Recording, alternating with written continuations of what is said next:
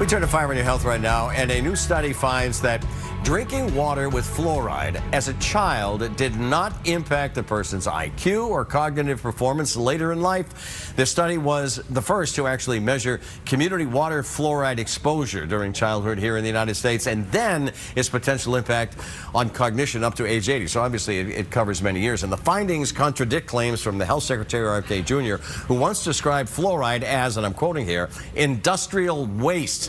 So as you can see right now, here to talk about it, Dr. Todd Ellerin. It's great to see you, Dr. Todd. Happy Tuesday from South Shore Health. Number one, let's start with fluoride. It's a hotly debated topic, right? That's right. That's fair to say, right? Florida and Utah have already banned it in drinking water. Many Massachusetts communities actually do use it. So start us off. Remind us exactly what is fluoride. Fluoride is a mineral. It's found in different foods, water, soil, and what it does is it protects our teeth. It protects the enamel. It prevents cavities. It prevents tooth decay. So that's and it's been in our water since the 1940s. So what are the benefits? What are the concerns? Right. So the benefits again is oral health. Right? In countries that have eliminated fluoride, like for instance in Calgary, Canada, they 20 years after they eliminated it, they had to put it back because the amount of cavities, increased significantly. And what are the risks? The risks are what's called dental fluorosis. It's a fancy term. It means kind of staining, brown staining of the teeth or pitting, and that's more of a concern in the very young babies. When the teeth are forming, and that's one of the reasons why the recommendations is that parents brush the kids' teeth with very small amount of toothpaste that contains fluoride from 0 to 3, and then only using a pea-sized amount up to 6. We're not talking about fluoride. There's not an abundance of fluoride in water. I'm glad you asked that. In the U.S., the limit is 0.7 milligrams per liter. What is that? It's a tiny amount. If you take an Olympic-sized swimming pool, there's 2.5 million liters of water.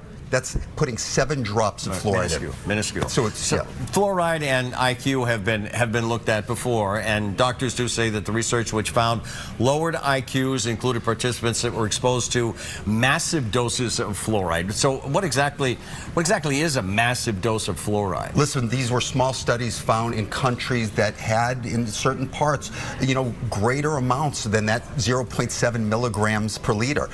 It was typically more than twice, up to often more than 10 times that amount that's in the United States, so it's not really relevant to the U.S.